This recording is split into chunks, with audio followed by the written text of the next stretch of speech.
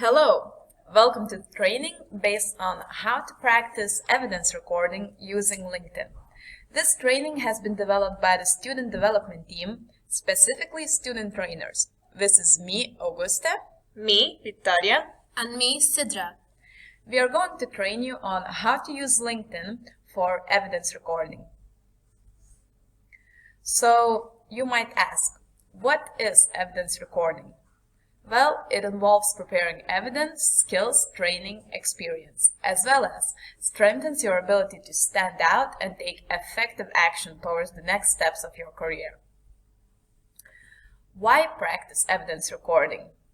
The answer is simple. It helps you to foster your growth and get most out of the employability process.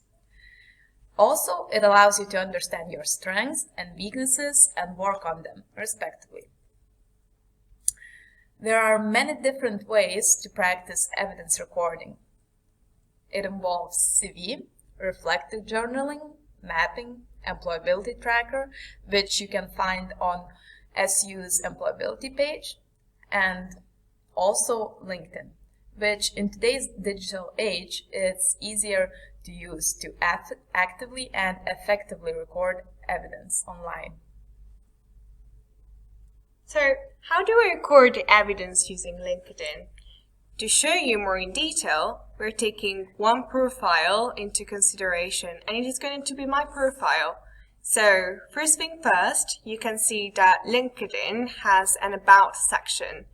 This is really important to fill in because it is meant to summarize your passions, interests, and basically tell recruiters and your connections what you're looking for. So in my case, for instance, I start by saying that I am a master's degree and graduate internship applicant.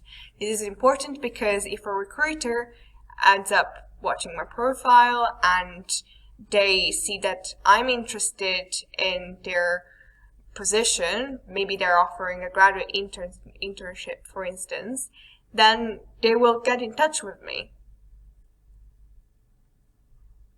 So first thing, I'm going to show you how I recorded my experience as a student trainer within the framework of a peer-led engagement project, LinkedIn. This is one of my main work experiences and it is a part-time job.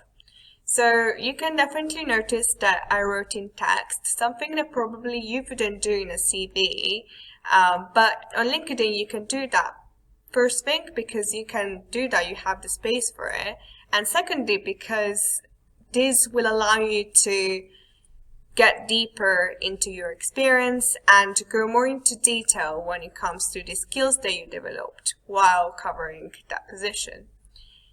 And you can see that I'm also using a lot of words, nouns, and adjectives that show skills gaining. These are called active and positive words, and examples of this could be design and the labor training. Also, you have the fact that I was trained. You have the fact that I gained confidence, that I have communication interpersonal skills. Also, in the following paragraph, we have developed questionnaires and developed training. And also, I use a lot of tangible information. So I explained that I work primarily with club and society execs, and that I delivered my training session twice last year, that there were 14 participants, that I work effectively with 22 fellow student trainers and evaluators. And finally, you could also mention that you might have gotten awards based on your performance.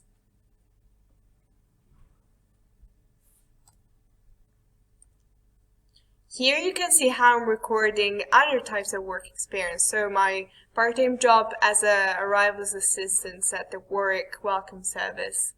Here I'm using exactly the same format. Same thing for my internship in first year. It is really important to notice also that I am using the first person, and this is quite relevant when it comes to employability. This is about you, it is about your contribution, and it is not about others' contribution. Of course, it's important to mention if you collaborated with somebody or you work in a team, but it is not useful to say that you have done one task, whereas Augustus, for instance, has done another task. You don't need to recognize her merit. She has her LinkedIn profile and she's going to record her own evidence. So here's an example of a different LinkedIn profile, my LinkedIn profile. Instead of text, you can record evidence in bullet points. This approach allows for the information to be presented in a more condensed way. Although it is not as detailed, it takes less time for the employer to get to know the key points about you. Pay attention to how the same role, student trainer, is presented in two different ways. In Vittoria's profile, which is in text, and in my profile, which is in bullet points. You can choose the way you prefer more. This might also depend on what kind of role you're looking for. Here I'm going to show you how to record participation to societies and clubs at university on LinkedIn. This is really important and it's very underestimated by students because they think that their participation to extracurricular activities is not considered a real work experience by employers. This is wrong because this is, at the end of the day, one of the main things you can do as a student, and recruiters know that you're gaining a lot of soft skills from it. So take it seriously. For instance, here you can see that I'm adopting the same exact format that I would adopt if it was a work experience. So, for instance, for Work Amnesty, I'm explaining that when it comes to the project I'm involved in, I work in a team with 6 fellow students, that I also helped organize workshops and campaigns, and I mentioned the name of the campaigns so that if they have time, the recruiters can go online and look for my work. Also, when it comes to WorkStar, I use active and positive words. I used raised awareness as an active word, for instance. I also explain that I have volunteered for the organization for more than 21 hours in the last 2 years, which has given me the opportunity of being awarded as a work volunteer. This is important because it shows the employers that you are involved in other things and you're not just a full-time student. You are a well-rounded person and that you manage your time effectively.